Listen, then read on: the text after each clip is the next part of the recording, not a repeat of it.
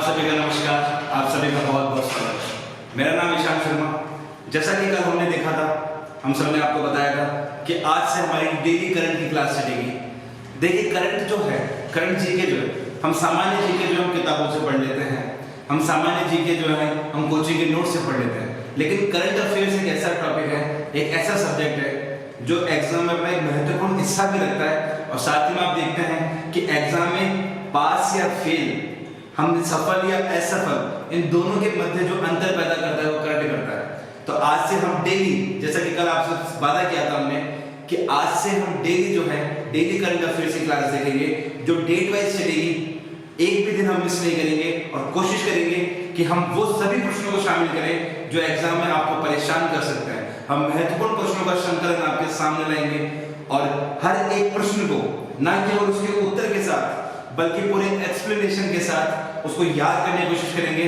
तो आप सभी की मेरे साथ इस सफर में चलने के लिए एक जिम्मेदारी भी बनती है कि आप सभी इन प्रश्नों का जो है नोट भी करें, इन प्रश्नों को डेली के डेली याद भी करें और ज्यादा से ज्यादा देखिए, इस वीडियो को शेयर करें, लाइक करें, ताकि सभी बच्चों तक जो ये लाभ हो सके। देखो, कोई भी सफलता प्राप्त करने के लिए आपको सबसे पहले लक्ष्य के पास जाने के लिए आपको आरंभ करना आवश्यक होता है। जब तक आप आरंभ नहीं करेंगे तब तक आप अपने मंजिल तक नहीं पहुंच सकते। ऐसे ही इस कड़ी में, करंट अफेयर्स की कड़ी में आज हम हमारी यात्रा का प्रारंभ कर रहे हैं। मैं आप सभी लोगों का हार्दिक स्वागत करता हूं और आप लोगों को आश्वासन दिलाता हूं कि हम बहुत महत्वपूर्ण प्रश्नों को बहुत अच्छे से समझने की कोशिश करेंगे और आशा नहीं, मैं आपको विश्वास दिलाता हूं कि आप लोग परीक्षा में कभी भी करंट का क्वेश्चन गलत नहीं करेंगे। तो इसी सिलसिले में हम हमारे प्रश्नों को शुरू करते हैं। देखिए, सबसे पहला प्रश्न जो हमारे सामने है, सबसे पहला प्रश्न जो हमारे सामने है, वो प्रश्न हमारे सामने है। पहला प्रश्न जो हमारे सामने है वो आया है, अंतरराष्ट्रीय वन दिवस कब मनाया जाता है? अंतरराष्ट्रीय वन दिवस कब मनाया जाता है? ये ऑप्शन आपके सामने है, 21 मार्च, 16 मार्च, 10 मार्च या 22 मार्च। देखिए, ये इंपॉर्टेंट क्वेश्चन है। हमें देखने में लगता है कि सर ये क्वेश्चन अब कॉमन हो चुके हैं, लेकिन एग्जाम में जो प्रेशर सिचुएशन होती है वहां पर ऐसे ही क्वेश्चन गलत होते हैं और हमें ऐसे क्वेश्चन गलत नहीं करने हैं। देखिए, अंतरराष्ट्रीय वन दिवस कब मनाया जाता है? अंतरराष्ट्रीय वन दिवस कब मनाया जाता है? 21 मार्च, 16 मार्च, 10 मार्च या 22 मार्च? उम्मीद करता हूं आप लोगों को ये प्रश्न आता होगा। अंतरराष्ट्रीय वन दिवस कब मनाया जाता है? 21 मार्च, 16 मार्च, 10 मार्च या 22 मार्च? देखिए, अंतरराष्ट्रीय वन दिवस 21 मार्च को मनाया जाता है। हर वर्ष हम 21 मार्च को अंतरराष्ट्रीय वन दिवस के रूप में मनाते हैं। इसके बारे में आपको थोड़ा बता देता हूं कि देखिए, यूएनओ ने वर्ष 2012 से, यूएनओ ने वर्ष 2012 से, यूएनओ ने वर्ष 2012 से इंटरनेशनल फॉरेस्ट डे मनाना प्रारंभ किया। पहला प्रश्न आपसे पूछ सकते हैं, मनाना प्रारंभ किया। सबसे पहले आपसे पूछ सकते हैं कि अंतरराष्ट्रीय वन दिवस कब से मनाना प्रारंभ किया गया? 2012, यानी कि कह सकते हैं 21 मार्च 2012 से इसको मनाना प्रारंभ किया। कौन, किसने? यूएनओ ने किया। किसको किया? इंटरनेशनल फॉरेस्ट डे को मनाना प्रारंभ किया। और जो वर्ष 2021 में जो वन दिवस मनाया, 22 में जो मनाया गया है, वो कब मनाया गया है? 21 मार्च को मनाया गया है। आपसे पूछें कि इस बार जो 2022 में अंतरराष्ट्रीय वन दिवस मनाया गया है, ध्यान देना बहुत इंपॉर्टेंट है। इस बार जो अंतरराष्ट्रीय वन दिवस मनाया गया है 2022 में, इसकी थीम क्या रखी गई है? इसकी थीम क्या रखी गई है? तो बच्चों, इसकी थीम रखी गई है forest and sustainable, forest and sustainable production and consumption, production and consumption. ये बहुत इंपॉर्टेंट है। इस बार जो 2022 में हमारा, इस बार 2022 में हमारा जो वन दिवस मनाया गया है 21 मार्च को, ये इसकी थीम क्या रखी गई है? Forest and sustainable production and consumption. इस बार ये इसकी थीम रखी गई है। आपके मन में सवाल आ रहा होगा कि सर ये अंतरराष्ट्रीय वन दिवस मनाया क्यों जाता है? आपके मन में सवाल आ होगा कि सर ये अंतर्राष्ट्रीय वन दिवस मनाया क्यों जाता है। देखिए, अंतर्राष्ट्रीय वन दिवस मनाने के लिए अंतर्राष्ट्रीय वन दिवस मनाया क्यों जाता है। आजकल लोग क्या है कि वनों के महत्व को ज्यादा समझते नहीं है, कि वो हम वनों को महत्व कम देते हैं, हम इसकी उपयोगिता को कम आंकने लगे हैं। हमें पता है कि यहाँ से हमें लकड़ी प्राप्त होती है, ईंधन प्राप्त होता है, अच्छा वातावरण प्राप्त होता है, साथ ही में हमारे इकोसिस्टम के लिए, हमारे पर्यावरण के लिए बहुत महत्वपूर्ण हिस्सा रखते हैं हमारे फॉरेस्ट। इसलिए जो है हम अंतर्राष्ट्रीय वन दिवस मनाते हैं। हम लोगों को जागरूक करें, हम लोगों को वनों का महत्व बताएं कि वन हमारे लिए किस प्रकार से उपयोगी है, हमारे पर्यावरण के लिए किस प्रकार से उपयोगी है। इस महत्व को बताने के लिए हर वर्ष, इस महत्व को बताने के लिए हर वर्ष 21 मार्च को अंतर्राष्ट्रीय वन दिवस के रूप में मनाया जाता है। अंतर्राष्ट्रीय वन दिवस रूप में मनाया जाता है। आप आगे देखेंगे, आपको मैं थोड़ा और बताऊं, आगे आप देखेंगे, आप रीट का पेपर दे रहे हैं, तो रीट के पेपर में आपका जो सिलेबस है वो पर्यावरण अध्ययन है। क्या है? पर्यावरण अध्ययन। पर्यावरण अध्ययन के बारे में मैं आपको एक चीज बताऊं। पर्यावरण अध्ययन में आप देखिए, आपसे एग्जाम में क्वेश्चन पूछेगा होगा। एक तो ये पूछ सकता है कि वन दिवस कब मनाया जाता है। आपसे अगला क्वेश्चन पूछ सकता है कि पर्यावरण दिवस कब मनाता है, पर्यावरण दिवस कब मनाया जाता है। आपसे पूछ सकता है कि पृथ्वी दिवस कब मनाते हैं, पृथ्वी दिवस कब मनाते हैं। आपसे पूछ सकता है कि ओजोन दिवस कब मनाते हैं, ओजोन दिवस कब मनाते हैं। आपसे पूछ सकता है जैव विविधता दिवस कब मनाते हैं, जैव विविधता दिवस कब मनाते हैं। आपसे पूछ सकता है पर्यावरण दिवस कब मनाते हैं, पृथ्वी दिवस कब मनाते हैं, ओजोन दिवस कब मनाते हैं, जैव विविधता दिवस कब मनाते हैं। आपसे पूछ सकता है कि जल दिवस कब मनाते हैं, जल दिवस कब मना सकते हैं। और एक पूछ सकता है जो हमने भी पढ़ा कि वन दिवस कब मनाते हैं। आपको रीट के स्टूडेंट, स्पेशली जो रीट के स्टूडेंट हैं, उनको पर्यावरण अध्ययन के लिए ये सारी डेट याद होनी चाहिए। तो हम एक जगह को सारा याद कर लेते हैं। सबसे पहले फिर से याद रखिएगा कि जो हमारा अंतर्राष्ट्रीय वन दिवस है, अंतर्राष्ट्रीय वन दिवस है, ये 21 मार्च को मनाया जाता है। कब मनाया जाता है? 21 मार्च को। अब आपसे पूछेंगे पर्यावरण दिवस कब मनाते हैं, तो सर पर्यावरण दिवस जो है हम 5 जून को मनाते हैं, 5 जून को मनाते हैं। पृथ्वी दिवस की बात करें तो ये 22 अप्रैल को आती है, पृथ्वी दिवस 22 अप्रैल को आती है। ओजोन दिवस की बात करें, ओजोन दिवस 16 अक्टूबर को मनाया जाता है, ओजोन दिवस 16 अक्टूबर को मनाया जाता है। जैव विविधता दिवस, ये आपके लिए इंपॉर्टेंट है, जो जैव विविधता दिवस है वो आपका 22 मई को मनाया जाता है, 22 मई को मनाया जाता है। जल दिवस की बात करें, आगे हम प्रश्न भी करेंगे, ये 22 मार्च को मनाया जाता है, 22 मार्च को मनाया जाता है। और वन दिवस के बारे में हमने बात करी, ये 21 मार्च को मनाया जाता है। ये सारी डेट आपको याद होनी चाहिए। आप रीट की तैयारी कर रहे हैं, आप किसी भी एग्जाम की तैयारी करें, रीट के लिए तो मैं स्पेशल बोल रहा हूँ क्योंकि उनके पर्यावरण अध्ययन आता है। तो आपको ये बहुत अच्छे से याद रखना है कि वन दिवस तो 21 मार्च को मनाते ही हैं, इसके अलावा हमारे पर्यावरण दिवस 5 जून को, पृथ्वी दिवस 22 अप्रैल को, ओजोन दिवस 16 अक्टूबर को, जैव विविधता 22 मई को, जल दिवस 22 मार्च को और वन दिवस 21 मार्च को मनाया जाता है। आप लोगों से अगर मैं थोड़ा सा क्वेश्चन पूछूं, सबसे पहले स्क्रीनशॉट ले लेते हैं, स्क्रीनशॉट ले लीजिए। अगर मैं आपसे पूछूं ये जो ओजोन है, ये जो ओजोन है, ओजोन की मोटाई को किस इकाई में मापा जाता है? ओजोन की मोटाई जो होती है उसे किस इकाई में मापा जाता है? अगर आप लोग ये जवाब दे पाए, ओजोन की मोटाई को किस इकाई में मापा जाता है? देखिए ओजोन की जो इकाई है, ओजोन की जो इकाई है वो डॉप्सन में मापी जाती है। किसमें मापी जाती है? डॉप्सन में। ये भी आप इंपॉर्टेंट तौर पे याद रख सकते हो। ओजोन जो है 16 अक्टूबर को मनाया जाता है और इसकी जो इकाई है वो डॉप्सन में मापी जाती है।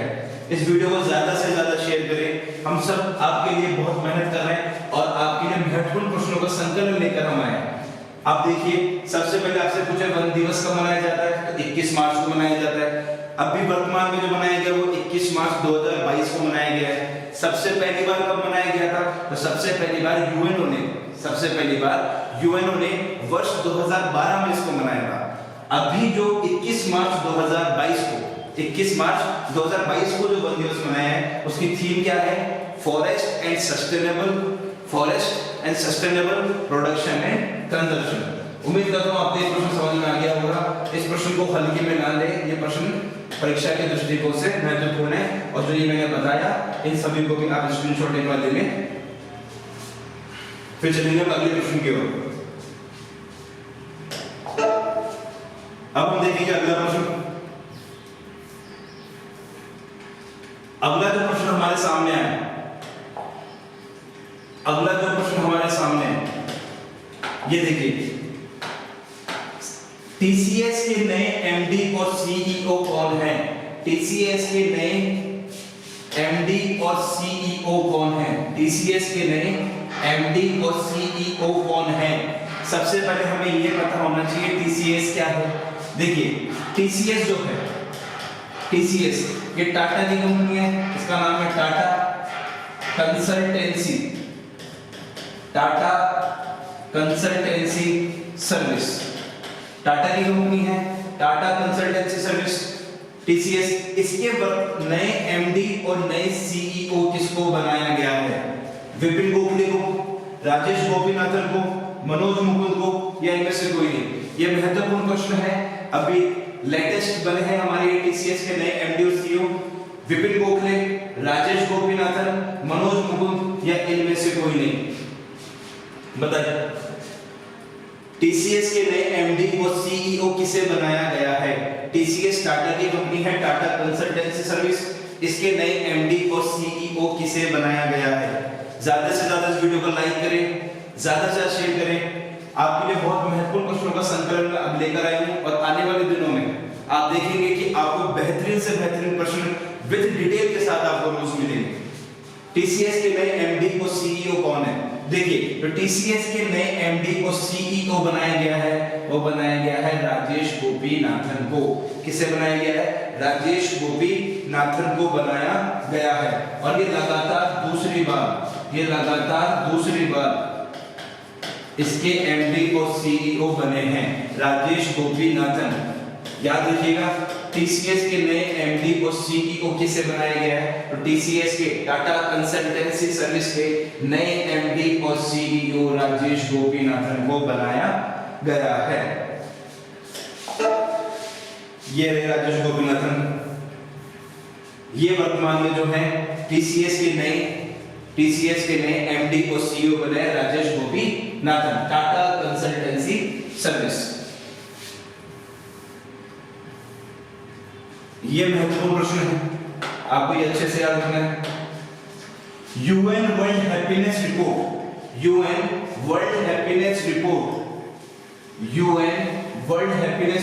2022 में भारत का कौन सा स्थान रहा? ये होता क्या है? देखो, कौन सा देश कितना खुशहाल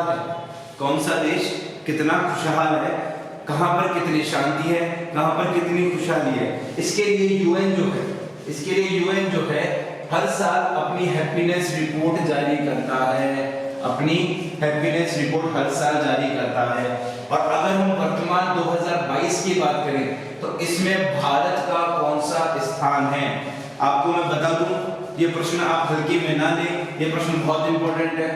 जिस भी मेरे विद्यार्थी ने अभी आरएस 2021 का पेपर दिया था, उसको याद होगा कि वहां क्वेश्चन आया था कि यूएन वर्ल्ड हैप्पीनेस रिपोर्ट